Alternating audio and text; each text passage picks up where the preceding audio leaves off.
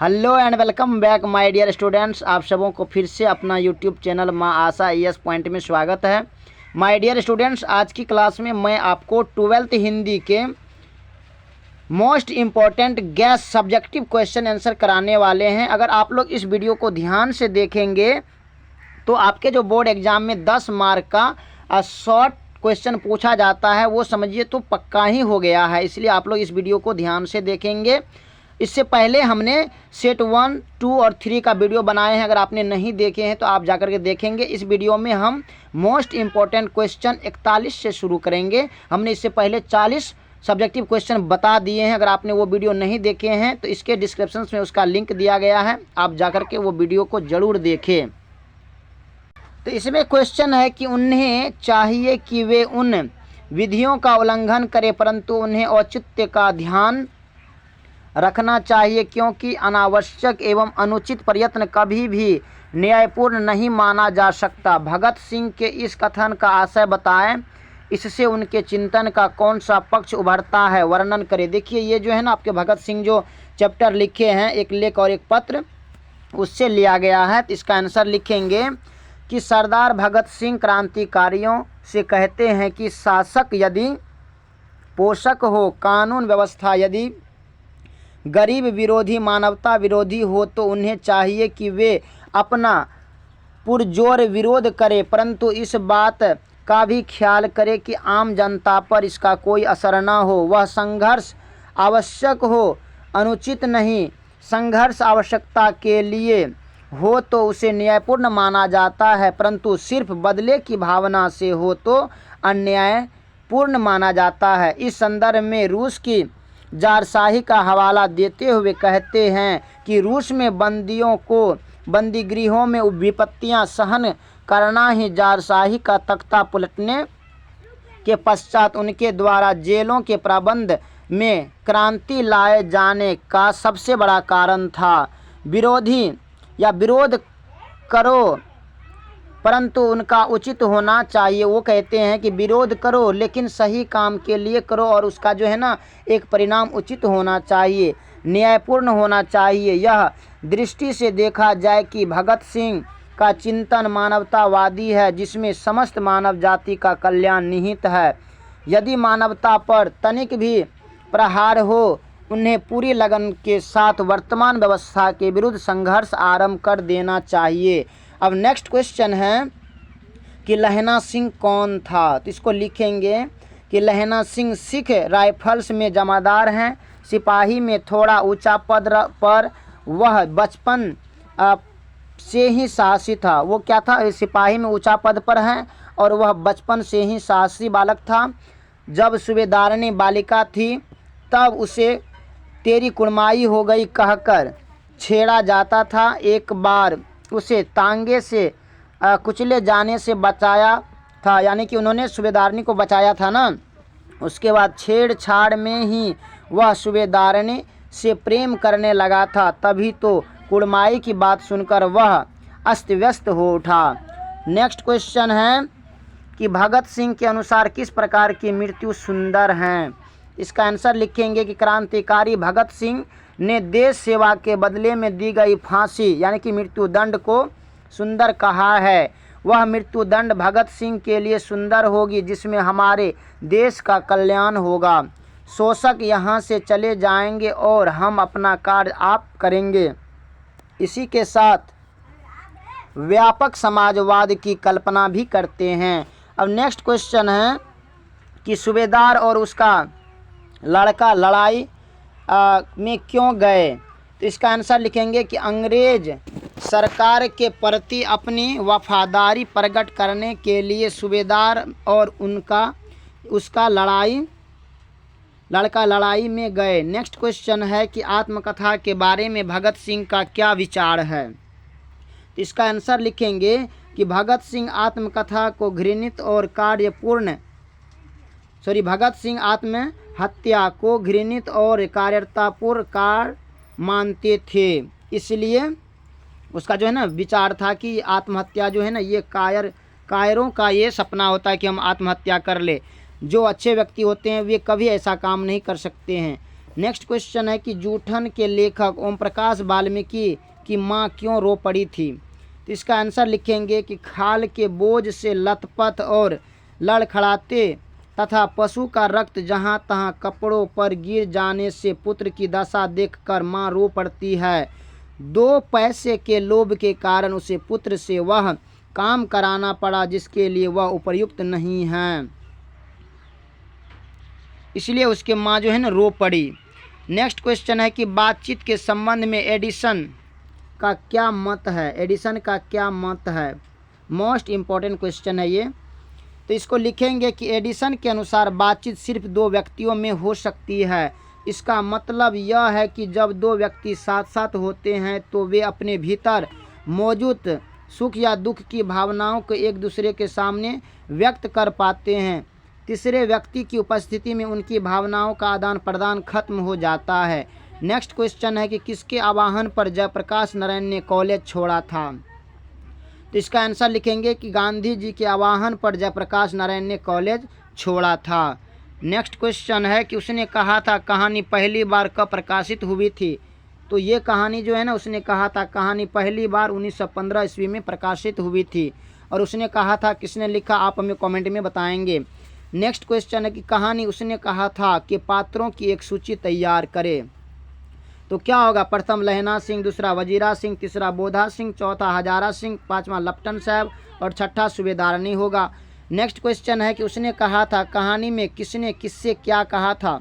तो उसने कहा था कहानी में सूबेदारनी लहना सिंह से कहती है कि जिस तरह उसने एक बार घोड़ों की लातों से उसकी रक्षा की थी, उसी तरह इस समय वह उसके पति तथा पुत्र से रक्षा करें। नेक्स्ट क्वेश्चन है कि लहना सिंह बार बार क्यों कहता है वजीरा पानी पिला दे। इसका आंसर लिखेंगे कि लहना सिंह बुरी तरह घायल है और रह रह कर उसे प्यास लगती है, जिसके कारण वह बार बार पानी मांगता है। नेक्स्ट क्वेश्चन है कि बुद्ध को नारियों और बौद्ध धर्म में प्रवेश की अनुमति क्यों देनी पड़ी। तो इसका आंसर लिखेंगे कि बुद्ध ने नारियों को भिक्षुणी बनने का संदेश दिया, क्योंकि नारी जीवन से उन्हें मुक्ति नहीं प्राप्त हो सकती थी। जब वे पुरुष होकर जन्मेगी तभी उसे पुरुष जीवन में मोक्ष प्राप्त होगा। बुद्ध की इसी धारणा के कारण उन्हें नारियों और बौद्ध धर्म में प्रवेश की अनुमति देनी पड़ी।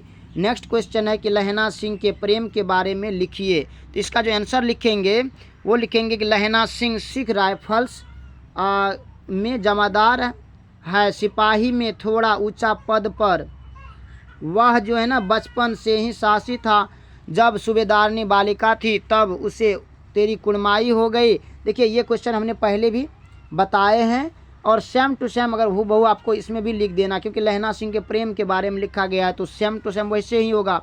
उसे कुड़माई हो गई कहकर छेड़ा जाता था। एक बार उसे तांगे से कुचल जाने से बचाया था। छेड़छाड़ में वह सूबेदारनी से प्रेम करने लगा था, तभी तो कुड़माई की बात सुनकर वह अस्त व्यस्त हो उठा।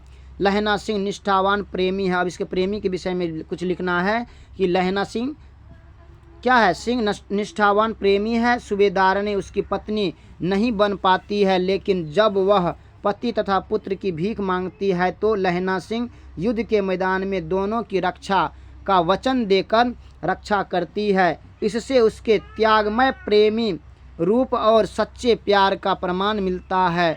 वचन पात्रक प्रेमी के लिए वह हिंदी कविता का एक विचार स्मरणीय पात्र हैं। नेक्स्ट क्वेश्चन है चोर और मन किसे कहते हैं, वे कैसे बने और उसमें क्या अंतर है। तो इसका जो करेक्ट आंसर ऐसे लिखेंगे कि चंपारण में गंडक नदी के दोनों ओर विभिन्न आकृतियों के ताल दिख पड़ते हैं। ये कहीं उथले तो कहीं गहरे हैं, सभी प्रायः टेढ़े मेढ़े किंतु शुभ्र एवं निर्मल जल से पूर्ण है। इन तालों को चोर और मन कहते हैं। चोर उथले ताल होते हैं जिनमें पानी जाड़ों और गर्मियों में कम हो जाता है, इनके द्वारा खेती भी होती है। मन विशाल और गहरे ताल है। मन शब्द मानस का अपभ्रंश है। ये मन और चोर गंडक के उच्छृंखल नर्तन के समय बिखरे हुए आभूषण है। जब बाढ़ आती है तो तटों का उल्लंघन कर नदी दूसरा पथ पकड़ लेती है। पुराने पथ पर रह जाते हैं ये चोर और मन, जिनकी गहराई तल को स्पर्श कर धरती के हृदय से स्रोत को फोड़ लाए। नेक्स्ट क्वेश्चन है, देखिए अगर अभी तक आपने चाहे हिंदी हो या ज्योग्राफी हो या हिस्ट्री हो या साइकोलॉजी हो का अभी तक अगर आपने ऑब्जेक्टिव क्वेश्चन बैंक के सभी ऑब्जेक्टिव क्वेश्चन को नहीं देखे हैं तो प्लीज़ आप जाकर के आप हमारे प्लेलिस्ट में जाइए, वहाँ पे history, geography, psychology, Hindi, English सब का ऑब्जेक्टिव क्वेश्चन दिया गया है। क्वेश्चन बैंक का जितना भी ऑब्जेक्टिव है सबको सॉल्व किया गया है। आप जाइए और इसको देखिए, क्योंकि आपको पता ही होगा कि बिहार बोर्ड एग्ज़ाम में जितना भी क्वेश्चन पूछते हैं ना, सब कम से कम 80% आपको क्वेश्चन बैंक से ही मिलता है। इसलिए अगर आप कम से कम 10 साल का अगर आप ऑब्जेक्टिव क्वेश्चन बैंक का अगर ऑब्जेक्टिव और सब्जेक्टिव पढ़ लेते हैं तो फिर आप अपने रिजल्ट में 4 चांद लगा सकते हैं। इसलिए अब दूसरा क्वेश्चन है, इसलिए आप लोग जाकर के उस वीडियो को ज़रूर देखें और आप हमें बताएंगे कि वो वीडियो आपको कैसा लगा। देखिए अगर अभी तक आपने हमारे YouTube चैनल को सब्सक्राइब नहीं किए हैं तो प्लीज़ सब्सक्राइब कर देंगे और अपने दोस्तों को भी शेयर करेंगे और आप बताएंगे कि आपका सपना क्या है, आप कितना लाना चाहते हैं, कितने मार्क लाना चाहते हैं। इसका नेक्स्ट क्वेश्चन है कि चंपारण क्षेत्र में बाढ़ की प्रचंडता के बढ़ने के क्या कारण है। तो क्या होगा, चंपारण क्षेत्र में बाढ़ का प्रमुख कारण जंगलों का काटना है। जंगल के वृक्ष जल राशि को अपनी जड़ों में थामे रहते हैं, नदियों को उन्मुक्त नवयौवना बनने से रोकते हैं। उत्ताल वृक्ष नदी की धाराओं की गति को भी संतुलित करने का काम करते हैं। यदि जलराशि नदी की सीमाओं से ज़्यादा हो जाती है तब बाढ़ आती ही है, लेकिन जब बीच में उनकी शक्तियों को ललकारने वाले ये गगनचुंबी वन न हो तब नदियाँ प्रचंड कालिका रूप धारण कर लेती है। वृक्ष उस प्रचंडिका को रोकने वाली है। आज चंपारण में वृक्ष को काटकर कृषि युक्त समतल भूमि बना दी गई है। नेक्स्ट क्वेश्चन है कि मनुष्य की बातचीत का उत्तम तरीका क्या हो सकता है, इसके द्वारा वह कैसे अपने लिए सर्वथा नवीन संसार की रचना कर सकता है। तो इसका आंसर लिखेंगे कि लेखक के अनुसार बातचीत का सबसे उत्तम तरीका वह है जिसमें आदमी अपने आप से बात कर लिया करे।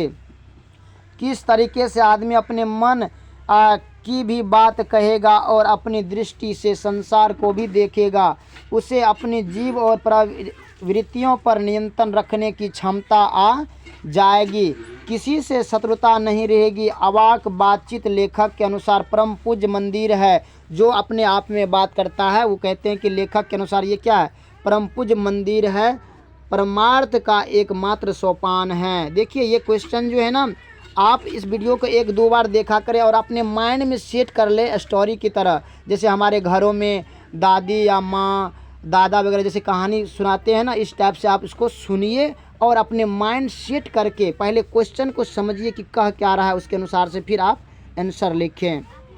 नेक्स्ट क्वेश्चन है कि बापू और नेहरू की किस विशेषता का उल्लेख जेपी ने अपने भाषण में किया है।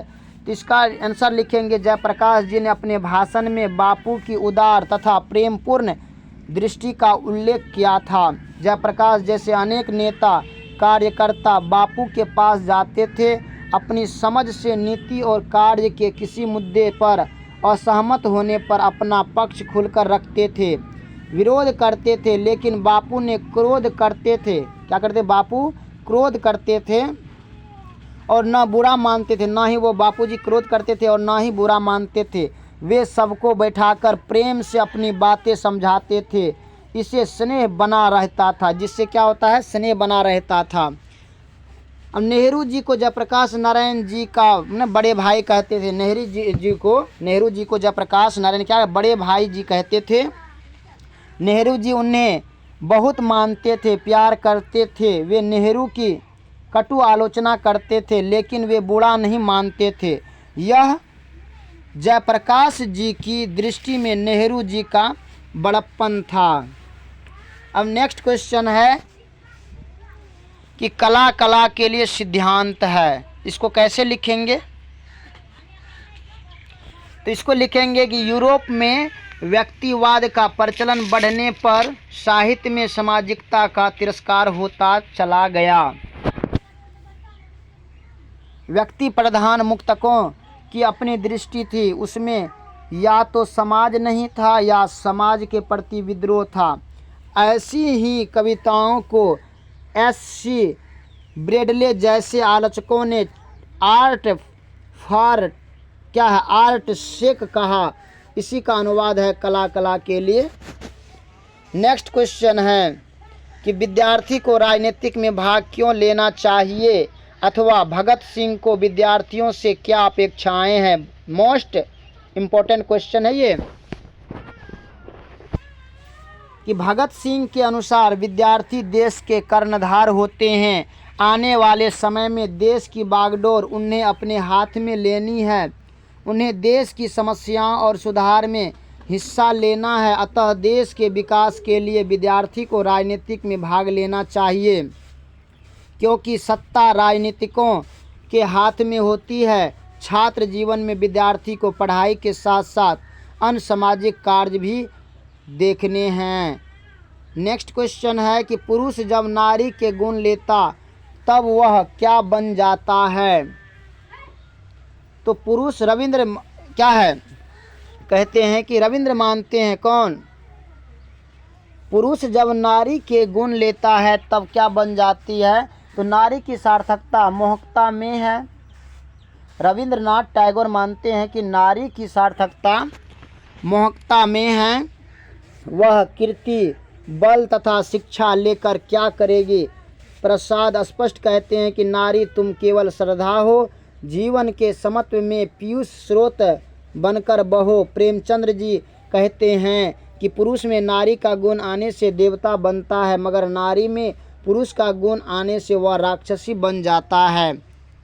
और दिनकर जी कहते हैं कि नारी की समानता और समन्वय के समर्थक है। उनके अनुसार नारी और नर एक ही द्रव की ढली दो प्रतिमाएं हैं, वे एक दूसरे के पूरक हैं।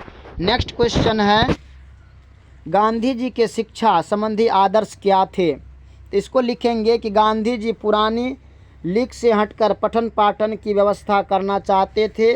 वे ब्रिटिश सरकार की शिक्षा पद्धति को अनुप्रयुक्त एवं खौफनाक समझते थे। उनके अनुसार छोटे बच्चे के चरित्र और बुद्धि का विकास करने के बजाय यह पद्धति उन्हें बौना बना देती है। उनका मुख्य उद्देश्य यह था कि बच्चे ऐसे पुरुष और महिलाओं के संपर्क में आए जो सुसंस्कृत और निष्कलुष चरित्र के हो। इसे ही गांधी वस्तुतः शिक्षा मानते थे।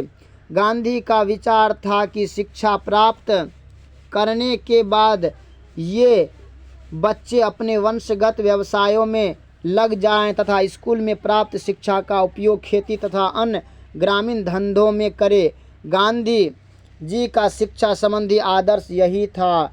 नेक्स्ट क्वेश्चन है कि डायरी का लिखा जाना क्यों मुश्किल है। डायरी का लिखा जाना क्यों मुश्किल है, तो इसका आंसर लिखेंगे डायरी लिखना इसलिए कठिन है कि इसमें शब्दों और अर्थों के बीच तटस्थता कम रहती है, जबकि अन्य लेखन की भांति डायरी लेखन भी तटस्थता की मांग करता है। नेक्स्ट क्वेश्चन है कि नाभा दास किसके समकालीन थे और किसके शिष्य थे। तो नाभा दास गोस्वामी तुलसीदास के समकालीन थे और स्वामी अग्रदास के शिष्य थे, जो स्वामी रामानंद की शिष्य परंपरा के प्रसिद्ध कवि थे। नेक्स्ट क्वेश्चन है कि प्रवृत्ति मार्ग और निवृत्ति मार्ग क्या है। VVI सब्जेक्टिव क्वेश्चन है ये आपके लिए। तो इसका आंसर लिखेंगे कि मनुष्य सांसारिक जीवन का अनुरागी बनकर गृहस्थ कहलाता है। जीविकोपार्जन, संतानोत्पत्ति, स्त्री प्रेम, समाज, राजनीतिक आदि के व्यापारों में लिप्त आदि को जब वह पसंद करता है तथा इसमें लिप्त रहता है तो इस जीवन प्रणाली को प्रवृत्त मार्ग कहते हैं। प्रवृत्त अर्थात जीवन व्यापार के प्रति अनुराग। इससे भिन्न जब मनुष्य इन व्यापारों के लोभ, मोह और मद आदि षड विकारों के रूप में देखता है, परिवार को बाधा मानता है, तब वह इससे अलग होकर सन्यासी बन जाता है। उस समय वह संसार की नहीं, केवल आत्म कल्याण की चिंता करता है और ईश्वर से जुड़ने की साधना करता है। यही निवृत्ति मार्ग है। अब नेक्स्ट क्वेश्चन है कि नारी की पराधीनता कब से आरंभ हुआ। देखिए, इसमें जितना भी क्वेश्चन है ना, सब बहुत इम्पोर्टेंट है। आपके बिहार बोर्ड एग्जाम की दृष्टि से ये सब क्वेश्चन जो है ना बहुत इम्पोर्टेंट है। इससे बाहर कभी नहीं पूछेगा, ये तो कन्फर्म ही है। नेक्स्ट क्वेश्चन है कि नारी की पराधीनता कब से आरंभ हुई। तो राष्ट्र कवि दिनकर के अनुसार स्त्री की पराधीनता तब हुई जब मानव जाति ने कृषि का आविष्कार किया, तो नारी घर में और पुरुष बाहर रहने लगा। यहाँ से जिंदगी दो टुकड़ों में बंट गए। घर का जीवन सीमित और बाहर का जीवन विस्तृत होता गया एवं छोटी जिंदगी बड़ी जिंदगी के अधिकाधिक अधीन होती चली गई। कृषि के विकास के साथ ही नारी की पराधीनता आरंभ हो गए। नेक्स्ट क्वेश्चन है कि तुलसी सीता से कैसी सहायता मांगते हैं। तो तुलसी जी सीता माता से प्रार्थना करते हैं कि जब आपको याद आए और उचित अवसर हो तो भगवान श्री राम के सामने मेरी दीनता और भक्ति पाने की आकांक्षा निवेदित करने की कृपा करें। नेक्स्ट क्वेश्चन है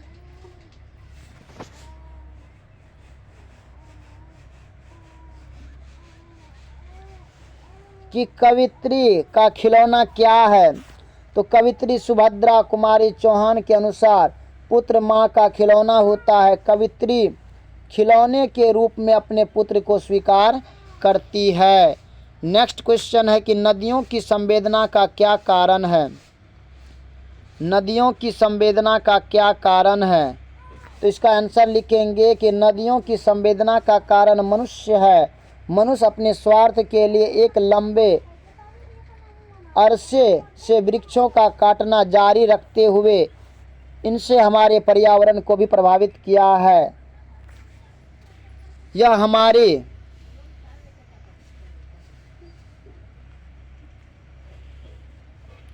देखिए, अगर अभी तक आपने 2009 से लेकर के 2022 तक के साइकोलॉजी यानी कि मनोविज्ञान के क्वेश्चन बैंक का ऑब्जेक्टिव या सब्जेक्टिव क्वेश्चन नहीं देखे हैं तो आप हमारे प्लेलिस्ट में जाइए या इस वीडियो के डिस्क्रिप्शन में जाइए, वहाँ पे इसका लिंक दिया हुआ है।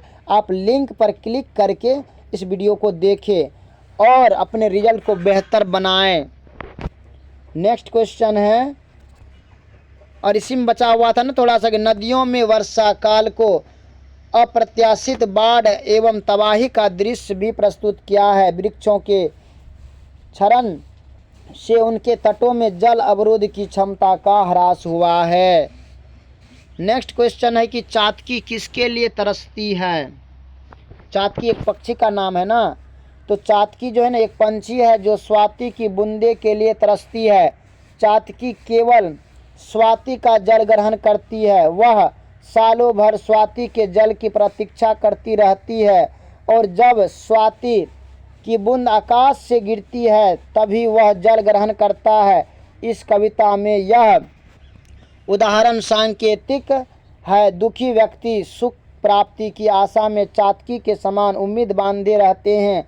कवि के अनुसार एक न एक दिन उनके दुखों का अंत होता है।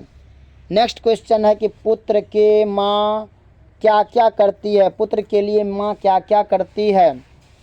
तो पुत्र प्राप्ति के लिए माँ मंदिरों में जाकर पूजा करती है, मन्नतें मांगती है तथा साधु फकीरों की शरण में जाकर उनसे आशीर्वाद की याचना करती है। पूजा में दूध बतासे नारियल चढ़ाकर सिर झुकाती है।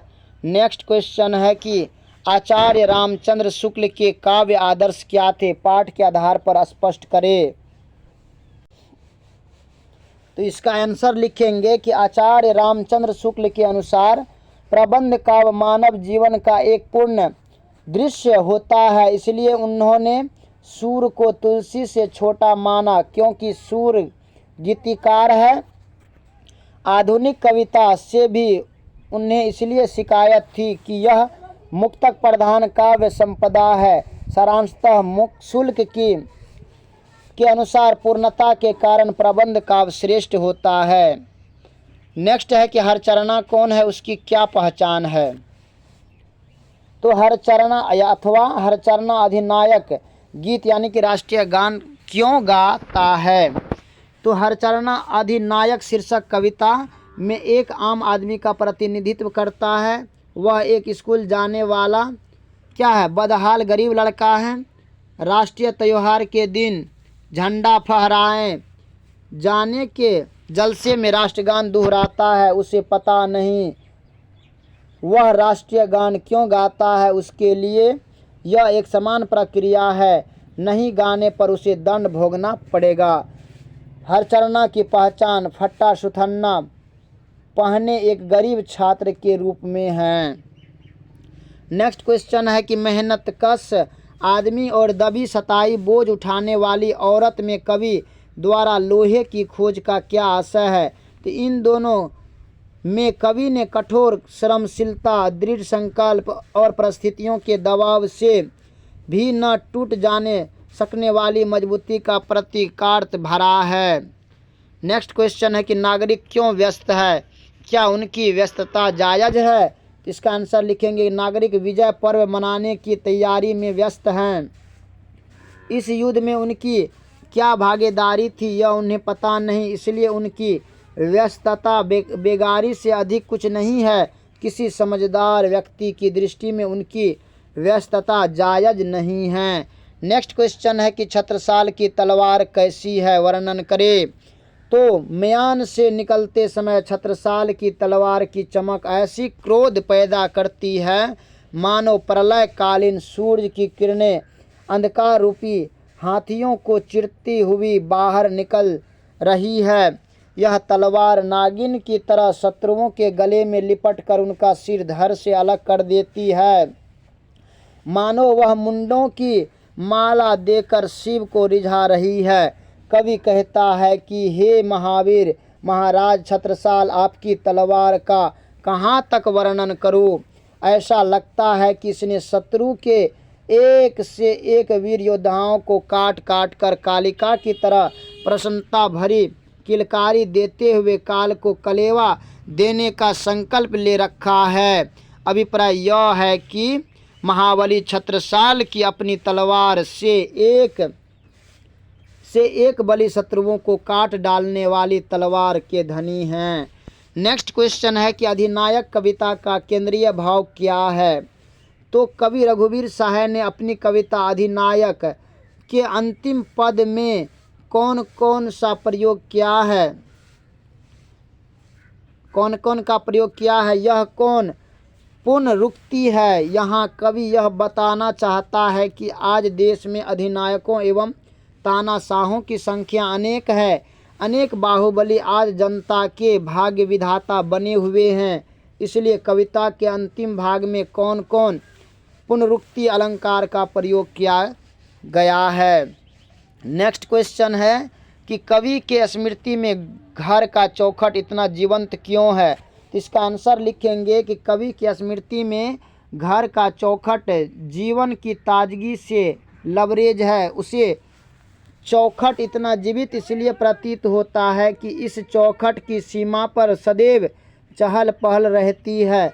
कवि अतीत की अपनी स्मृति के झरोखे से इस हलचल को स्पष्ट रूप से देखता है, अर्थात ऐसा अनुभव करता है जब उस चौखट पर बुजुर्गों को घर के अंदर अपने आने की सूचना के लिए खांसना पड़ता था तथा उनकी खड़ाओं की खटपट की स्वर लहरी सुनाई पड़ती थी। इसके अतिरिक्त बिना किसी का नाम पुकारे अंदर आने की सूचना हेतु पुकारना पड़ता था। चौखट के बगल में गेरू से रंगी हुई दीवार थी। ग्वाल दादा यानी कि दूध देने वाला प्रतिदिन आकर दूध की आपूर्ति करते थे। दूध की मात्रा का विवरण दूध से सने अपने अंगूठे की उस दीवार पर छाप द्वारा करते थे, जिनकी गिनती महीने के अंत में दूध का हिसाब करने के लिए की जाती थी। यह गाँवों का पुरानी परिपाटी थी। नेक्स्ट क्वेश्चन है कि आर्ट ऑफ कन्वर्सेशन क्या है। आर्ट ऑफ कन्वर्सेशन क्या है, तो इसको लिखेंगे कि बोलने की वह कला जो सहज हो किंतु सुनने पर कान को सुख मिले, बातचीत करने वाले को रस मिले तथा एक दूसरे की चतुराई, योग्यता और दक्षता का पता चल जाए, इसको हम आर्ट ऑफ कन्वर्सेशन कहते हैं। या ये जो है ना, यूरोप के लोगों के बोलने की एक शैली है जिससे सुनने वाले को भी अच्छा लगता है और बोलने वाले को भी अच्छा लगता है। आप ऐसे भी लिख सकते हैं। नेक्स्ट क्वेश्चन है कि नाभादास ने छप्पय में कबीर की किन विशेषताओं का उल्लेख किया है, उनकी क्रम में सूची बनाइए। तो नाभादास ने छप्पय में कबीर की निम्न विशेषताओं का वर्णन किया है। प्रथम है भक्ति विमुख धर्म को अधर्म माना है। दूसरा है भगवत भजन से रहित योगा, यज्ञ, दान तथा व्रत को तुच्छ बतलाया है। तीसरा है पक्षपात रहित होकर सबके हित की बात कही है। और चौथा है किसी के मुंह की देखी नहीं की है, सबको समान माना है। पांचवा है समाज में जीवन में जो देखा और अनुभव किया वही लिखा है। उन्होंने वर्णाश्रम धर्म को नहीं माना। उस समय प्रचलित भारतीय षड दर्शन यानी कि 6 दर्शन के विचारों को नहीं माना है, नया जीवन दर्शन दिया है।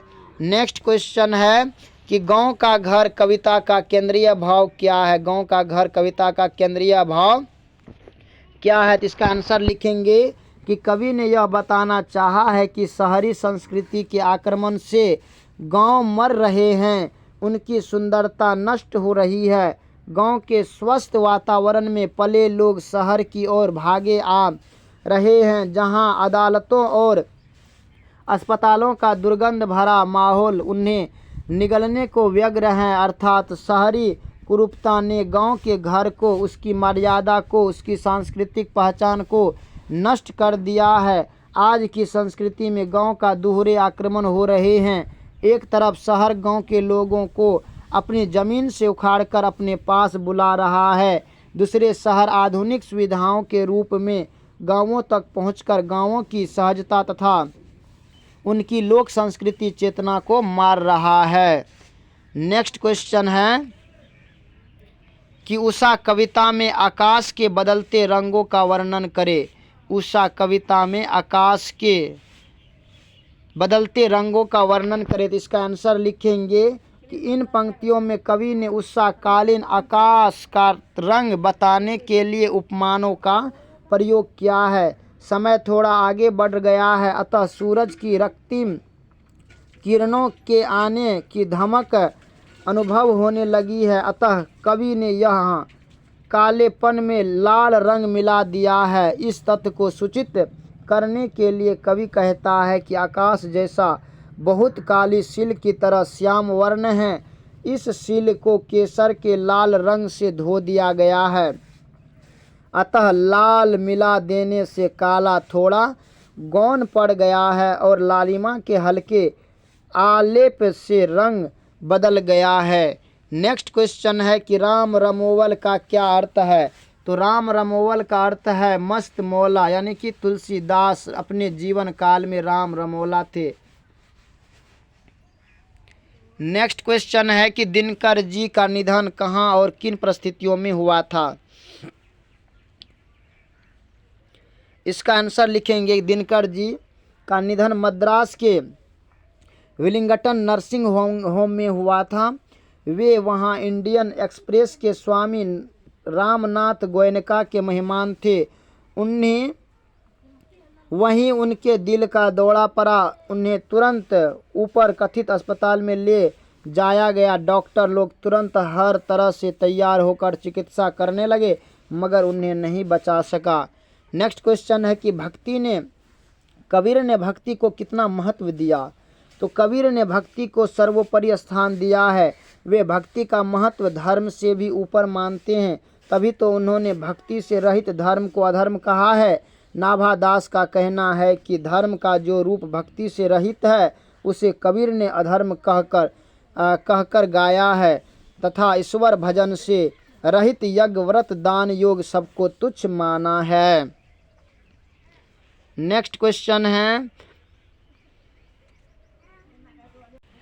देखिए हमने जितने भी क्वेश्चन बैंक और मॉडल सेट का आपका गैस पेपर का जितना भी मोस्ट इम्पॉर्टेंट क्वेश्चन था सबको हमने एक्सप्लेन कर दिए बारी बारी से। अगर आप लोग वो वीडियो भी नहीं देखे हैं तो आप जाकर के वो वीडियो देखें। बाकी आपको ये वीडियो कैसा लगा आप हमें कमेंट में बताएंगे।